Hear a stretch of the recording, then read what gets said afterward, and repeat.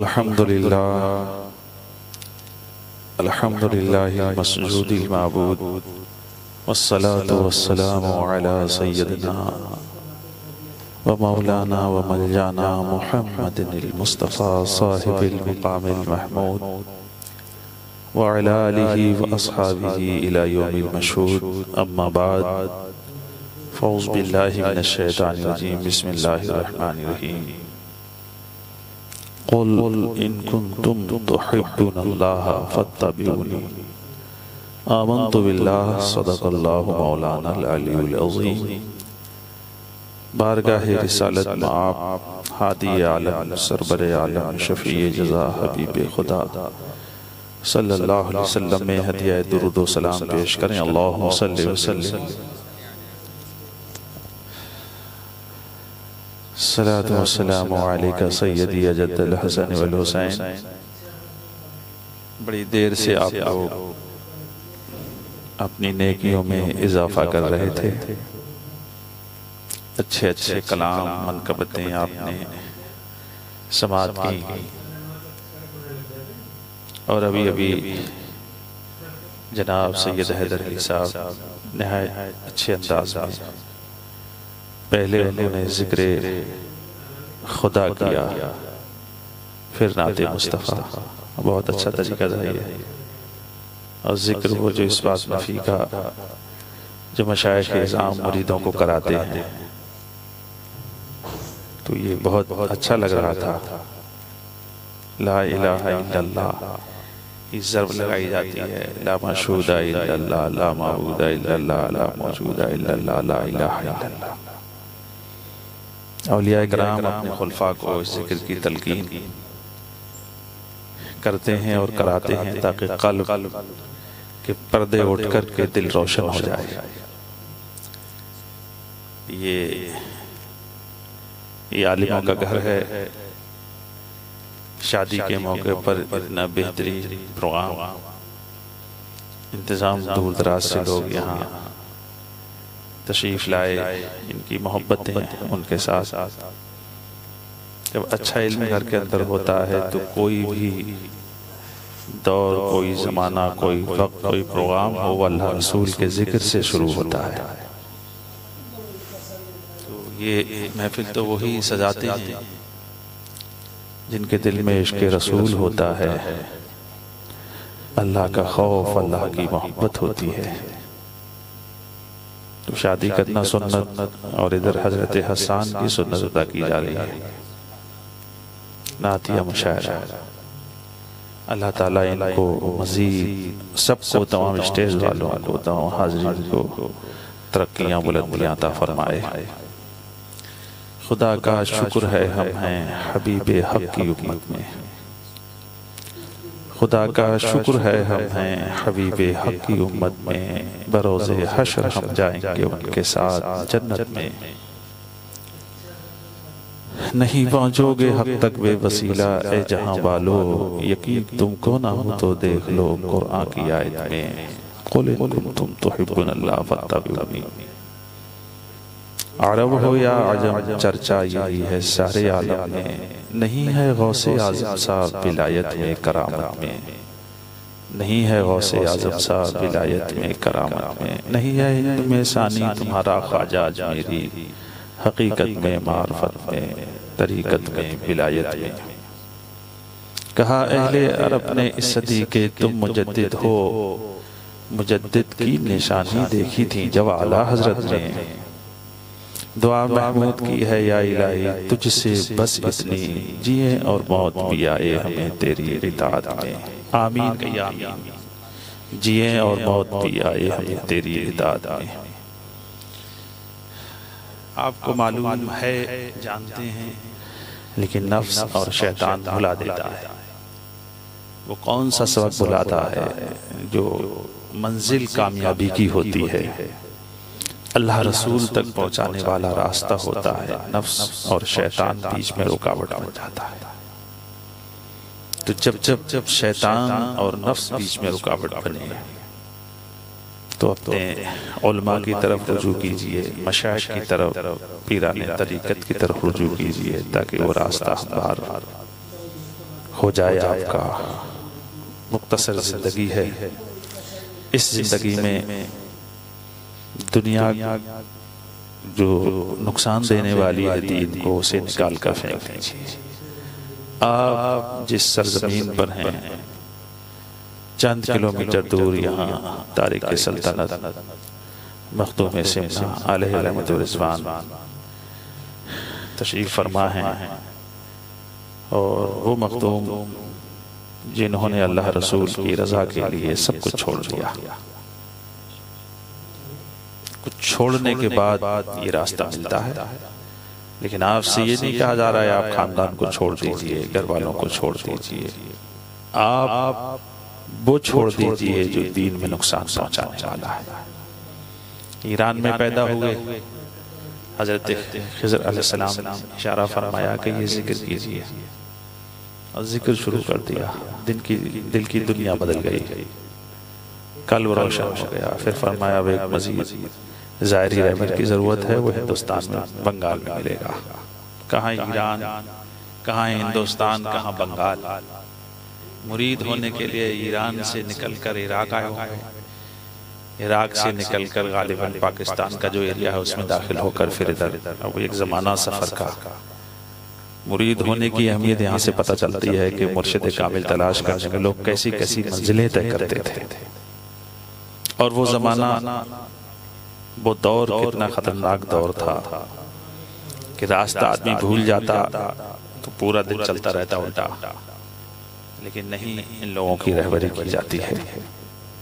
تو اللہ کو پانے کے لیے ملک چھوڑ دیا، گھر چھوڑ دیا، علاقہ چھوڑ دیا، جس علاقے کے بادشاہ تھے یا علاقے کے نواب تھے وہ علاقہ چھوڑ دیا۔ ایک اشارہ ہوا حضرت السلام کا۔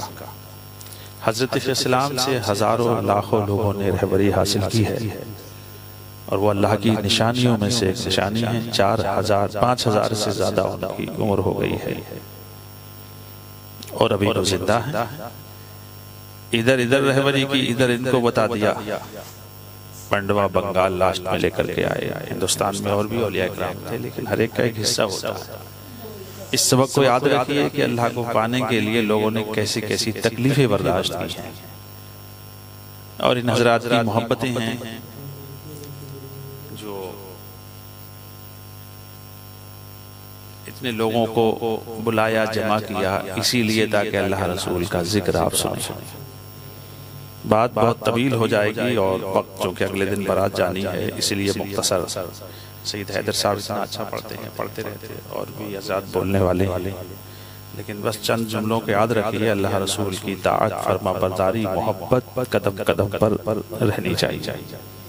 جب رکاوٹ بنے نفس اور شیطان، تو پیروں جو آپ کے مرشد ہیں ان کی طرف رجوع کیجئے، جو آپ کے علاقے میں عالم دین ہیں ان کی طرف رجوع کیجئے۔ ان کی طرف جائیں گے تو وہ بھی آپ کی رہبری کر دیں گے۔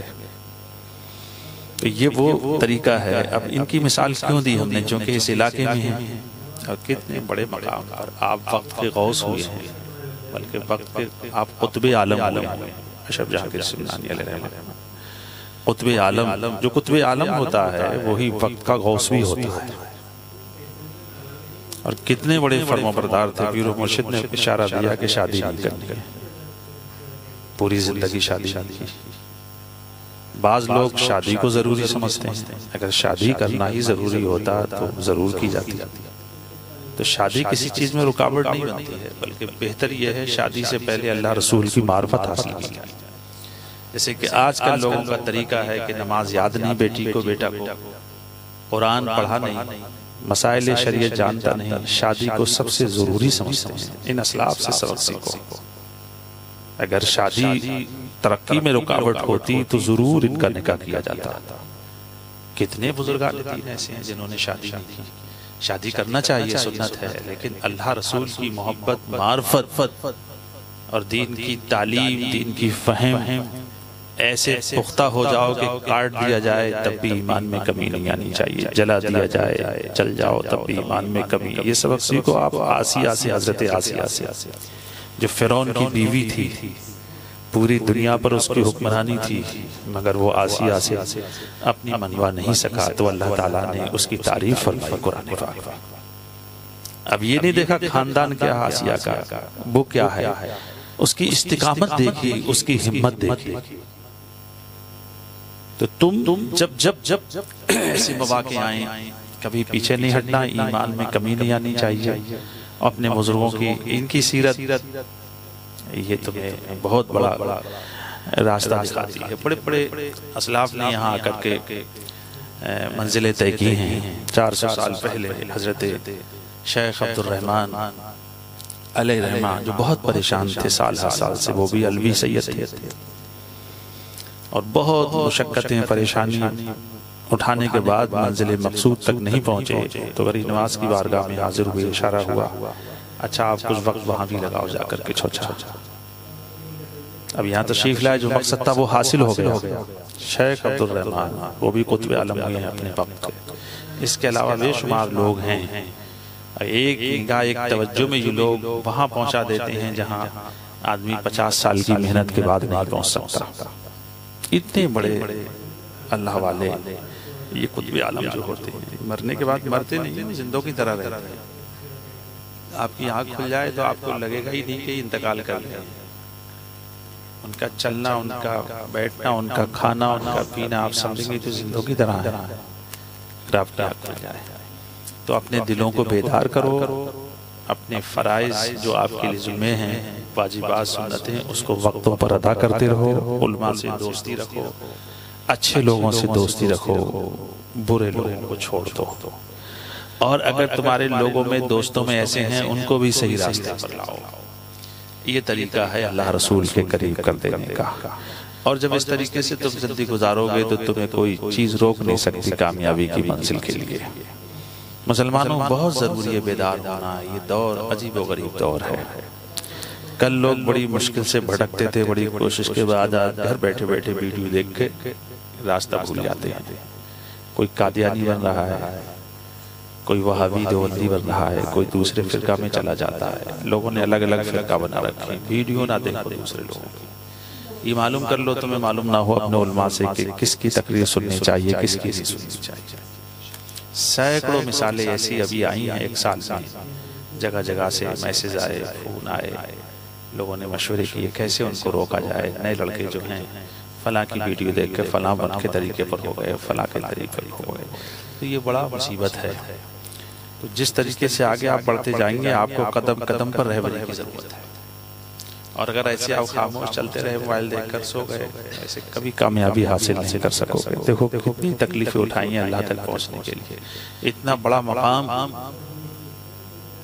کہ وصال سے پہلے قبر میں بیٹھ کر ایک رسالہ تحریر فرمایا، قبر میں بیٹھ کر، اور جب آپ بنگال کے راستے سے گزر رہے تو ایک بڑا واقعہ پیش آیا آپ کے ساتھ، جو آپ کے خاص لوگ تھے خدام میں سے، تو ایک قاضی صاحب کہلاتے تھے، کسی عورت نے جادو سے ان کو گائے بنا کر اپنے گھر میں کھڑا کر لیا، اور پیچھے مڑ کر دیکھا تو ان کے ایک آدمی غائب تھا۔ سب جہانگیر سنائی رحمۃ اللہ تعالیٰ علیہ کا تلاش کیا پوری بستی میں، کہیں کسی نے نہیں بتایا، نہ ملا۔ پھر آپ نے بددعا فرمائی اللہ تعالیٰ اس کا منہ کھنجیر کے منہ کی طرح کر دے۔ کھنجیر کے منہ کی طرح ہو گئی وہ عورت جس نے جادو کیا تھا۔ جادوگر کتنے خطرناک لوگ ہوتے ہیں، بہت خطرناک ہوتے ہیں جادوگر لوگ۔ اب پھر وہ عورت دوڑی دوڑی آئی کہ بابا تو نے کچھ کرا میری بیٹی کہ نہیں میں نے کچھ نہیں کرا تیری بیٹی کو، میں نے اس کو بددعا کی جس نے میرے آدمی کو غائب کیا ہے۔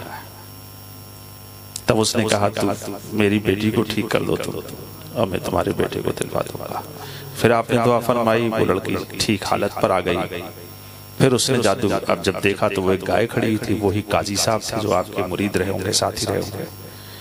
وہ کتنے بڑے بڑے واقعات ان کی زندگی میں جب سفر کے لیے نکلے تھے پیش آئیں، آپ حیرت میں پڑ جاؤ گے۔ آپ یہ کہو گے دوسرے اولیاء کرام سے ایسی بات صادر نہیں ہوئی۔ لطائف اشرفی پڑھو گے آپ تو آپ کو اس میں بڑے بڑے انوکھے واقعہ ملیں گے۔ تو یہ حضرت اشرف جہانگیر سمنانی رضی اللہ تعالیٰ عنہ ہیں، آپ ان سے بڑا فیض حاصل کر سکتے ہیں جا کر کے۔ جب موقع ملے ہزار ادب کے ساتھ خلوص کے ساتھ بیٹھ جاؤ، یہ سوچ کر کے یہ دیکھ رہے ہیں اور دینے کی طاقت بھی رکھتے ہیں۔ ہمارے اکابرین کا یہ کہنا ہے انتقال کے بعد اولیاء کرام کی طاقت